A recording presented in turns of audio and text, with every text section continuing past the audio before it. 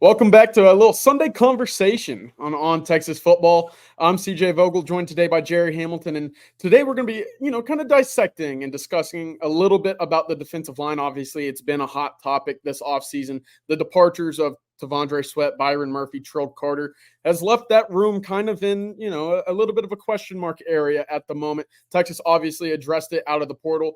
3 portal bodies coming in. From the not only the winter cycle, but the spring cycle as well. Bill Norton, Tia Savea, and of course the most recent one out of Louisville, who Texas flipped from Oklahoma, Jermayne Lole. A lot of bodies, a lot of addressing going on in this room right now. Still, do we feel like that room is where it needs to be, even after all the departures that we mentioned earlier? Jerry, do you think that room is, up to par with what you'd expect from Texas in the SEC? I think the 3 technique is gonna be okay. I think over the ball, that's where you wish you might have had one more body, right? One more experienced adult in the room, high-end, high-caliber player over the ball. But I think the 3 technique positions actually going to be pretty good for Texas. Now, Jermayne Lole's health, dependent on that. He returned back healthy, not the same player he was for Louisville after missing 2 years. Not the same player he was at Arizona State before the injuries, but he returned last year to play about 400 snaps. So I think Bill Norton provides that adult over the ball. I think Jermayne Lole can play over the ball in certain and against certain teams, right, against certain matchups. But I do think that is one position where you need Sadir Mitchell to step up, and you need Alex January to keep coming. That summer with Torrey Beckton, and by the last half of the season be a player. But I think from the disruptive point of view, Texas may even be a little better as a disruptive unit next year. Alfred Collins another year. Vernon Broughton, that's where he excels. He's not an anchor guy. I think Savea showed some things in the spring game. Lole, if he gives you a healthy season like last year, he at Louisville, but a little bit improved, a little bit more confidence coming off those injuries. And Jerray Bledsoe, who you can play over the ball against certain teams in that 3. I think Texas is going to be fine as a disruptive unit. The question is, how are they going to anchor against the run? And that kind of remains to be seen. Yeah, I think obviously when you lose a first and a second round pick in that interior defensive line, your top guys probably won't be at that same level. But I think Texas now has 6, 7, maybe even 8 bodies that could rotate in and give you decent snaps. Among those bodies, when you look at it, a lot of veteran bodies in that room. A lot of guys with a lot of snaps, 6-year senior, 6-year senior, 2 fifth-year seniors. Of course, Tia Savea has played a lot of ball as well. To me, when you look at it, if you're not going to have the top end talent that are, popping up on mock drafts or anything along the lines of that, at least have some veteran bodies there. And that's exactly what Texas has gone out and added so far with the portal additions, Lole, Norton, and Savea so far. The one thing you can see, that takeaway, is Texas can rotate 6 players. That now is in play. Obviously, there's going to be some injuries in there, right? But Texas is going to have 6 players they can rotate. And that was what they wanted to do last year. That's the goal again this year. So Texas is going to have that. And like you said, I mean, Lole, Bill Norton, the one I've always said this about Bill Norton. Look, even past that, he had a good year at Arizona last year. He practiced against Georgia and all their NFL offensive linemen every day in practice for 4 years. So, I mean, he's got experience beyond just what he did last year at Arizona. Savea, I think, obviously has really good experience. Lole has tremendous experience. So, I mean, both those guys, I mean, Lole, I mean, you can look back at his Arizona State freshman, sophomore tapes. He's playing against USC. He's playing against UCLA, Oregon, all those people. He's played against some of the guys he's going to have to go up against. And then last year at Louisville, man, I mean, he got more of that experience. So I think Texas is fine from an experience standpoint now. The question is, what will maximize this group is out of Bledsoe, Sadir, Alex January. Who's going to step up and be a player? Because I think what you're going to get from the older guys. Which of that group is going to step up and be a player? It needs to be Jerray Bledsoe, because I think he's pound for pound the best athlete in the program and can be a real disruptive force. It would help if he's the guy, especially early in the season. Then maybe second half of the season, you see Sadir and you see Alex January start to make big steps. I was going to ask you, kind of transitioning over to some of the young guys, because I think I agree with you. We know what you're going to get out of these 5th and 6th-year seniors. But what does this mean for a guy like Sadir, who's back in New Jersey for this month? He's training, trying to work on his body, trying to, get that agility back to where it was out of high school. And of course, Alex January, who had good moments in the spring, Yeah. though very young. You don't see those impact freshmen too often in the SEC on either side of the trench, but we do expect him to, at least at some point this year, be a guy that makes some plays, finds that rotation at times. With all of these veteran bodies, is it fair to say, okay, maybe the leash gets a little longer with where they are developmentally, or are we still looking at them as, yeah, they need to be guys that Texas can count on this year, regardless of how many bodies are ahead of them? Yeah, so I think Texas is going to have to play those guys, right? And I think the injuries are going to happen. I mean, look, Lole's had multiple years injury, right? The injuries are going to happen in the game, especially on the defensive line in this schedule Texas is going to play. So they're going to have these guys come on the second half of the season. And look, Sadir's in the best spot because he plays over the ball, and that is what he is. Alex January, I think, being a freshman, he's gotten a lot stronger, giving up baseball. So going through spring his junior year, he got a little bit more on the shoulders, a little bit muscle there behind the neck, so to speak. So he got going on the right path before his senior season in high school. Now he had a really good spring with Torrey Beckton on the field. And this June, July with Torrey Beckton is going to be really big for Alex January, I think, as he continues to load the muscle mass and strength onto that frame. But I think it sets up for a guy like Sadir to take a step. And this will be interesting to see because, look, all these guys, and we said this in the spring, CJ, all of them have a clean slate because there was a coaching change. Doesn't mean coach better, coach worse. Doesn't matter. All I'm talking about is clean slate. So Kenny Baker sees all these guys the same. And so Sadir Mitchell, Jerray Bledsoe, Alex January, Aaron Bryant all have the same opportunity in front of them. Doesn't matter if you've been there 2 years or you just got there because Kenny Baker hadn't worked with any of you before. So I think Sadir's set up because of what Texas needs over the ball. I think he gets first crack at it, but he better get some things done early because I think Alex January's already proven to be a quick study and moving up.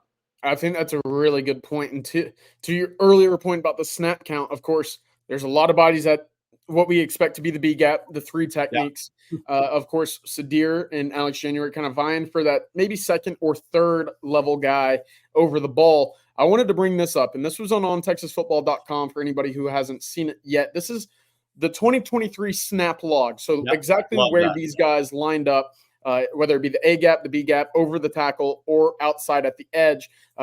You see a lot of B gaps in the red there. That's a lot of snaps at the B gap. You should feel comfortable with what you left with Tavondre Sweat, Byron Murphy, and Troll Carter down at the bottom. Those guys accounted for, I'm doing the quick math here, close to about 750 snaps.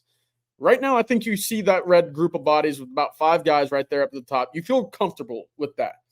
But then you look inside a little bit, and you only see Bill Norton. So to your point, someone like Sadir, someone like Alex January, there's a lot of snaps that need to be taken in that area. Who can step up and provide that service for the Longhorns? Yeah, so I mean, if you look, Sweat, Murphy, Carter combined for what is that? Quick math: 232 snaps in the A gap. Lole, Norton, Savea, 202. So I mean, right there. And Alfred Collins, you're not going to line up there very often. Bledsoe's a guy that's going to have a chance. But I think the one thing that Steve Sarkisian said in his interview with Josh Payton, and I listened to that on the drive back from Florida, that was interesting to me is he said versatility amongst this group. He really hammered home the point about versatility amongst this group. So I think we may see some schematic changes out of Texas next year. I think that's one thing to look at. Maybe Bill Norton's your A-gap player, right? Maybe Savea in some spots. Maybe Lole in some spots. Maybe Jerray Bledsoe in some spots. See what Sadir Mitchell does. But I think the one thing that Sark hammered home again was versatility up front on the defensive line. That struck me because you really didn't hear that last year from Sark as much as you're starting to hear it now. So I think as transparent as Sark is with the media, that tells you there's going to be a little bit of a shift in some of the things they do up front this year. I think you're right. And also, we've heard about positionless football at other positions so far. The defensive line, a little bit more limited in where you can kind of throw these guys. But we do see, Tia Savea, Alfred Collins, Vernon Broughton having snaps as a 7 tech, on the outside of a tackle. Yeah. out there playing edge. Texas may not need that again this year with the way the edges looked in the spring and the way that room has kind of improved and increased over the last 6 months. But it certainly allows you to provide different looks. I wanted to ask you specifically, Jerry, because we've talked about this on prior live streams, is, when you're in those first and second down situations and you expect to run versus, your third down bodies, and who that group might be, whether it be a platoon, whether it be just a common, substitution, basically. Your third down guys getting after the passer of this bunch, I would have to imagine Alfred Collins is in there because of his athleticism. Who else joins him in your, I guess, base default third down look? Historically, it's Lole, 12 and a half career sacks, right? He had 6.5 in his healthiest, best season in college football, sophomore year, Arizona State.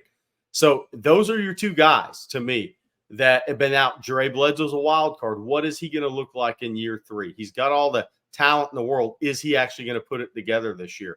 I think Lole over Broughton, for me. I think Lole is the best, most productive guy that Texas has on their roster. I think Savea quietly is a disruptive player, though. So I think those are the main guys. And I know Rod wants to see some NASCAR, what he calls NASCAR package, right? With throw in Sorrell inside sometimes with an Alfred Collins and on your third and known passing downs. The question is, how's rotation going to go this year with the headset communication? There's so many games that are going to be played this year within a series, not games within the game within a series. I think with the headset communication and how quickly teams can maybe get, if they like the personnel they're going against, how they can keep you from substituting at times. I think that's going to be interesting. So, but Alfred Collins and Lole are going to be lined up next to each other, your best combination pass rushers on the interior. Absolutely. I agree with you in that regard as well. But I wanted to focus a little bit more towards the future of this room. Because again, we talked about the experience. We have 2 6-year, 2 5th-year seniors that expect to depart to the NFL or other professional football leagues after this season. I think that's the expectation. Tia Savea has the option as well. So that leads a little bit to wonder what the 2025 room might look like. Yeah. And we know Texas is after a number of big guys in the 2025 class at the moment.